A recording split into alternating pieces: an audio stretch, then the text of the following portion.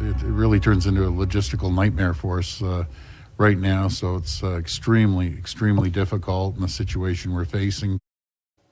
The vaccine rollout in Canada's largest city and the one with the highest total of cases has hit a wall. In Toronto, more than 20,000 people between the ages of 18 and 49 pre-registered for a COVID-19 vaccine, but the University Hospital Network has fewer than 4,000 doses of Pfizer left, only 2,000 more coming next week. There are approximately 6,000 doses of Moderna left, but no more expected next week. Based on that supply, they've halted pre-registration. The Scarborough Health Network is also dealing with a shortage. It's canceling 10,000 appointments between today and next Monday. Kevin Smith is the president and CEO of the University Health Network. He joins us now from Toronto. Hi, Mr. Smith. Good to see you. Thank you very much for making the time tonight. I appreciate it. My pleasure to be with you. We outlined some of the numbers there, but at the heart of it, what's going on? Well, the good news is we have a lot of people who want the vaccine, and part of the reason we opened up this registry was to ensure that we wouldn't have significant vaccine hesitancy, particularly in those red-hot zones where we're seeing that the illness spread so rapidly. So on the good news side, we saw lots of people, literally about 100 people every 5 minutes signing up. On the bad news side, we now would really like to find the vaccine in order to get needles in arms, those individuals protected, and obviously they are the individuals living in communities that are most at risk at the moment. And have you been provided with any assurances, for example, from, I think you had conversations with the vaccine task force, the provincial one, or from the province itself about what supply may look like over the coming weeks? Yeah, everyone has been working really hard to try to get this very limited vaccine to the right places, and in our case, to the city where the most COVID is unfortunately flourishing at the moment. No guarantees. Obviously, we'll continue to work with the vaccine task force, the province, and federally in the hopes of getting more vaccine to Canada as quickly as possible. So I was trying to make sense of how it was all working today, and hopefully you have some more information that I was able to discern. It sounds like there's, let's say, about 1 million vaccines, quote unquote, in freezers in the province. The province says, we heard the Premier say today, they're all allocated. Does that mean that they're just not allocated, for example, to the University Hospital Network for vaccines? Or does it mean like there's just no supply for them at all right now?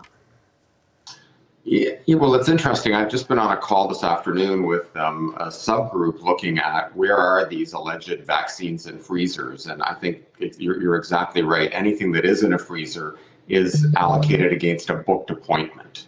So someone has booked for that vaccine, they're coming in to get it. It'll get out of that freezer very quickly and hopefully into their arms.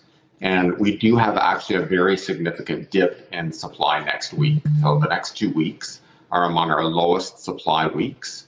And unfortunately, it coincides with the rapid rise of variants, the very significant increase in infections, and of course, the movement of this across the geography of Canada.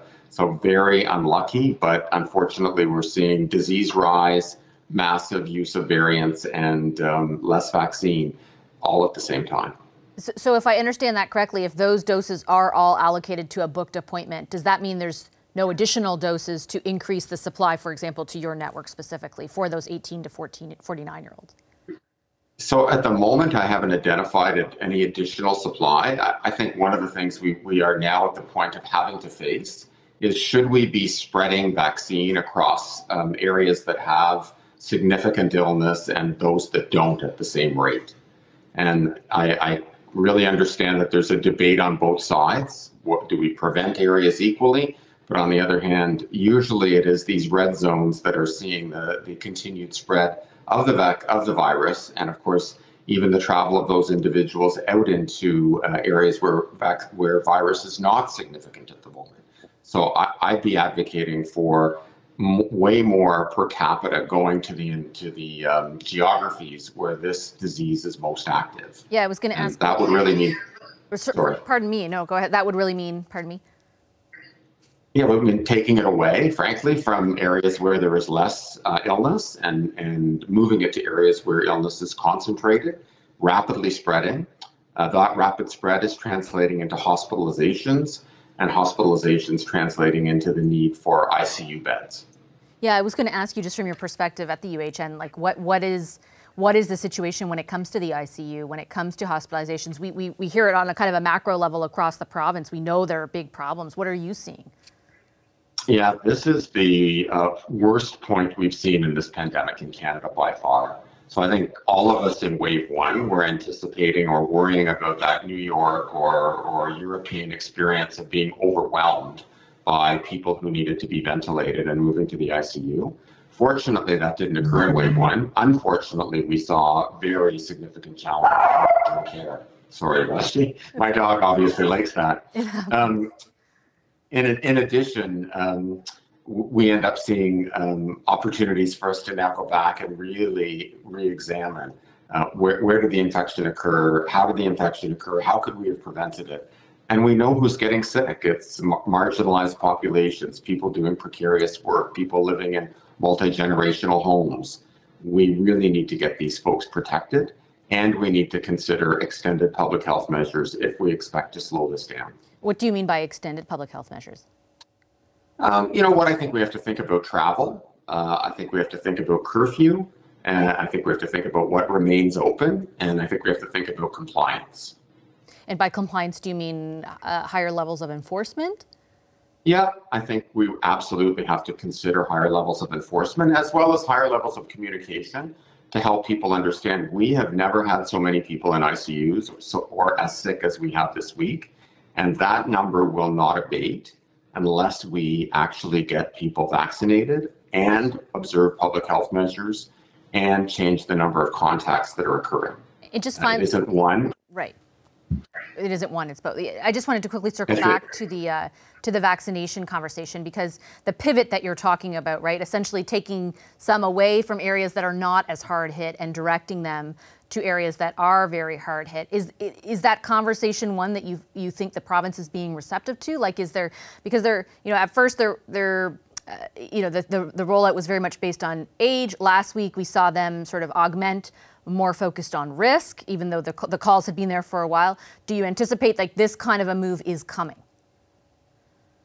I don't know, to be frank with you. I understand that there are very diverse views, and I also understand that there are geographic challenges. The ideal would be getting more vaccine to Canada, then getting more vaccine to the provinces, and particularly getting more vaccine to the provinces that are struggling most with this disease. If that's not possible, then I think it is time for us to really consider, would we redirect some of the vaccine from areas that are really doing very well? We're not seeing hospitalizations in large number. We're certainly not seeing deaths, to those that aren't. And frankly, that is in the interest of us all, since the hot zones will be what fuels outbreaks in other communities through travel. So it really is the wisest move to eliminate outbreaks in hot zones. Mm-hmm. We also have to remember the hospitalization issue isn't just about COVID. We're now postponing, delaying very significant surgeries that have been previously postponed, possibly in one. So, you know, a bit of a dire time for us. If you want to hold on, I'll let my dog out. That's okay. Don't worry about it. We're good. We're okay. It's a tough time, and your dog recognizes that. Thank you, Mr. Smith. I appreciate you making the time for this very much.